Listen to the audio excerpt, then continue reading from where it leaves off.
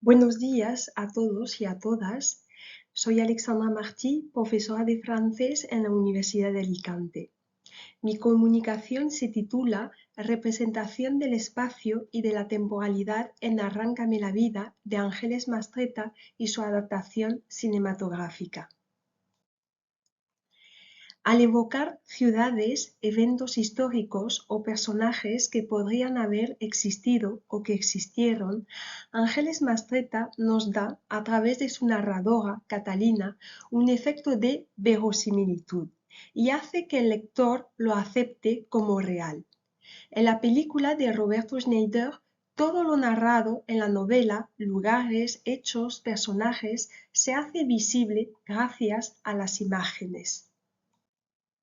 De hecho, tanto en la obra literaria como cinematográfica, la historia se ubica en el México de las primeras décadas del siglo XX. Aparecen también otros lugares como Puebla, Zacatlán, Mixcoac, Torreón, Veracruz, Texiotlán, Oaxaca. Todas estas referencias espaciotemporales son importantes ya que dan a conocer el ambiente sociocultural de aquella época. Asimismo, la mezcla de la historia real de México y la historia interna representa un elemento fundamental y es la protagonista de la novela y de la película, Catalina, quien nos cuenta ambos sucesos desde que se casa a los 15 años con Andrés Asencio hasta la muerte de este último. La acción narrada empieza en el año 1930. Desde el inicio de la novela y de la película, Catalina deja constancia de la intersección entre ambas perspectivas, es decir, la histórica y la privada, entre lo personal y lo político, la historia oficial y la historia cotidiana. Una historia contada desde la perspectiva femenina, voz que se escapa del dominio oficial y patriarcal. En este estudio analizaremos la representación del espacio y de la temporalidad en la novela Arráncame la vida y su adaptación cinematográfica, disciplinas irremediablemente unidas por la universalidad de la experiencia femenina. En Arráncame la vida, la mezcla de la historia real de México y la historia interna representa un elemento fundamental y es la protagonista de la novela, Catalina, quien nos cuenta ambos sucesos desde que se casa a los 15 años con Andrés Asencio hasta la muerte de este último al final de la novela. La acción narrada empieza en el año 1930. Desde el inicio de la novela, Catalina deja constancia de la intersección entre ambas perspectivas, es decir, la histórica y la privada, entre lo personal y lo político, la historia oficial y la historia cotidiana. Una historia contada desde la perspectiva femenina, voz que se escapa del dominio oficial y patriarcal. Ese año pasaron muchas cosas en este país, entre otras, Andrés y yo nos casamos. Lo conocí en un café de los Portales. ¿En qué otra parte iba a ser si en Puebla todo pasaba en los Portales, desde los noviazgos hasta los asesinatos, como si no hubiera otro lugar? De este modo queda establecido, como lo apunta Savia, la simultaneidad entre ambos planos, el de la trayectoria personal de la protagonista y el del futuro de su país, empezando por su patria, Puebla, antes de extenderse al resto de México. De acuerdo con Savia, aparecen en la novela momentos capitales de la historia de México en la primera mitad del siglo XX, empezando por la Revolución hasta llegar al sexenio de Manuel Ávila Camacho, 1940-1946. Recordemos que entre 1910 y 1920 México fue sacudido por una serie de luchas conocidas como Revolución Mexicana, que intentaron transformar el sistema totalitario creado por Porfirio Díaz, para, en su lugar, instaurar una forma más democrática de gobierno. La Revolución Mexicana no tuvo un carácter homogéneo, sino que desembocó en una serie de revoluciones internas protagonizadas por distintos jefes políticos y militares que se sucedieron en el gobierno de la nación. La obra fílmica de Roberto Schneider fue estrenada en 2008 en México y protagonizada por Ana Claudia Talacón, Catalina, y Daniel Jiménez Cacho, Andrés. El triángulo amoroso se completa con la presencia de José María de Tavira, encargado de desempeñar el papel de Carlos Vives. De la misma manera que ocurre en la obra literaria, en la cinematográfica, Catalina encuentra en Andrés un hombre carismático, una vía para salir de su pequeño mundo. Pero muy pronto descubre que, al vivir con él, también está perdiendo su libertad. Cabe destacar que la historia del México post-revolucionario, época de corrupción y muerte, es solo parte de la cosmética de la obra fílmica. Las imágenes son bellas, pero no logran transmitir los temores de la protagonista, ni la sensación de opresión y corrupción. Esto significa que el salto de la obra literaria al cine ha hecho que se perdieran aspectos políticos que aparecían en la obra literaria y han propiciado que desaparecieran en la película, para darle una cohesión que no se podía aportar con recursos literarios. La cuestión del espacio en los textos, tanto literarios como fílmicos, es fundamental, ya que tiene que ver con el tiempo, con la representación, con la perspectiva visual, con los personajes, con el tema. Aunque más adelante nos detendremos en el espacio literario y fílmico de Arráncame la vida, conviene señalar ahora la diferencia entre ambos espacios. Según Sánchez Noriega, solo de un modo metafórico se puede hablar de representación para referirse al espacio literario. En cambio, en el espacio fílmico existe representación en tanto que la imagen remite ineludiblemente a una realidad, es decir, existe analogía entre el significante fílmico y la realidad significada. De ahí que la representación fílmica nos da un efecto de realidad, lo que no sucede en el caso de las obras literarias. El espacio exterior, en este caso la ciudad, representa tanto en la obra literaria como cinematográfica un espacio de libertad para la protagonista.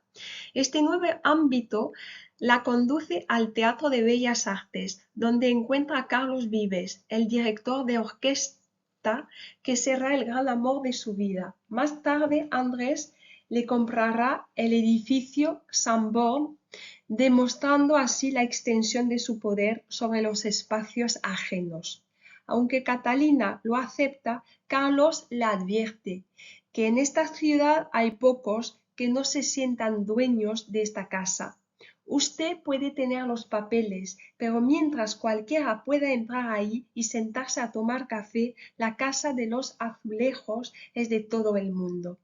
Encontramos una vez más de manera explícita la oposición binaria entre el mundo capitalista de Andrés Asensio y el mundo socialista de Carlos Vives. Catalina se sitúa en la frontera, ya que gracias a su marido su posición socioeconómica es privilegiada, pero no niega sus orígenes humildes. El campo, la naturaleza son otros espacios de plenitud donde vemos a Catalina disfrutar de su nueva relación con Carlos sin esconderse.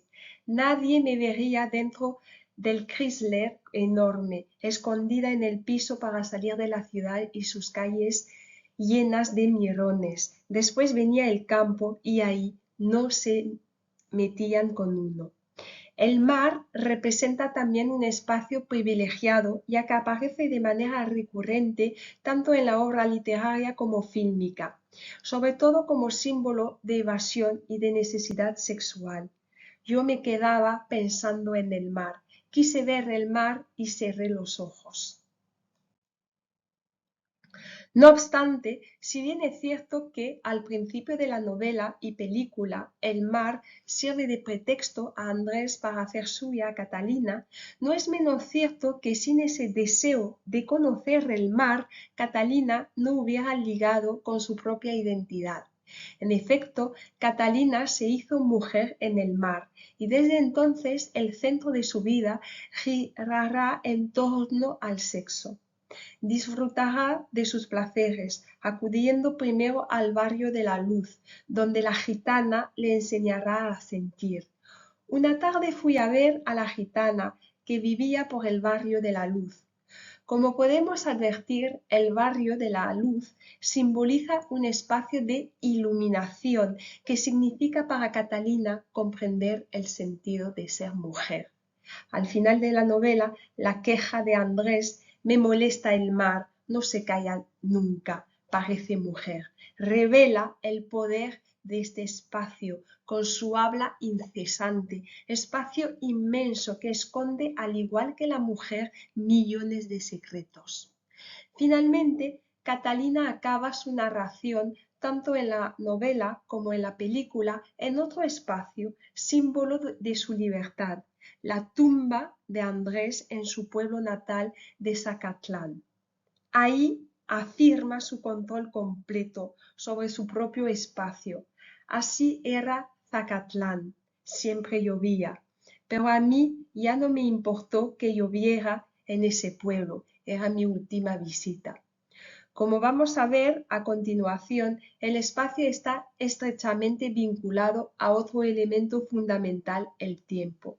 No es posible concebir el espacio sin el tiempo porque uno depende del otro. En Arráncame la vida, desde el presente, la narradora se rememora tanto en la obra literaria como fílmica su vida pasada junto a Andrés Asensio.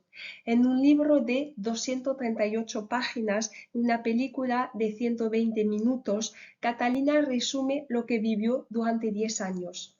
Por ello, uno de los presupuestos esenciales en la adaptación de textos literarios al cine viene dado, como indica Sánchez Noriega, por la diferencia entre la duración de la acción narrada en el original escrito y el texto fílmico. Esta diferencia hace que el estándar cinematográfico conlleve una reducción de personajes y acciones que impide la fidelidad esencial o la literalidad. Como podemos advertir en la obra fílmica, el director Roberto Schneider disminuye el tiempo de la historia al trasladarla a la pantalla.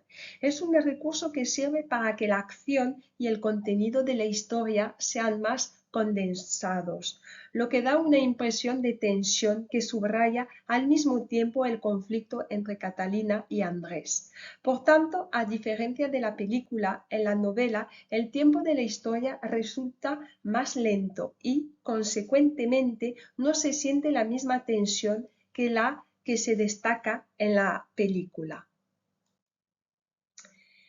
Tanto la escritora como el cineasta crean personajes en sus obras respectivas, en nuestro caso Catalina y Andrés, que revelan la auténtica realidad de la mujer y del hombre machista latinoamericano.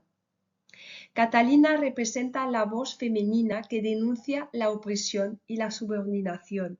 No obstante, no se trata únicamente de una denuncia, sino de un desafío con el propósito de reivindicar la identidad femenina. Al lado de la protagonista que denuncia el patriarcado están los personajes que lo aceptan. En nuestro caso, Andrés Asensio, que adquiere poder como gobernador de Puebla en la época postrevolucionaria de México y lo usa para promover su ideología machista y corrupta. Es un personaje que perpetúa la herencia patriarcal mediante la corrupción, el abuso y la violencia. Mediante él, tanto la escritora como el cineasta denuncian los frutos del legado patriarcal y el poder hegemónico frente al mundo periférico. Ambas artes, cine y literatura, han logrado deshacer la fachada del patriarcado para mostrar una nueva realidad que va en contra de los preceptos patriarcales, o sea, Tanto la literatura como el cine nos muestran, por medio de la protagonista principal, que la mujer ya no es un mero objeto sexual manipulado por el hombre, sino la esencia del conocimiento de la acción y de la denuncia. Muchas gracias.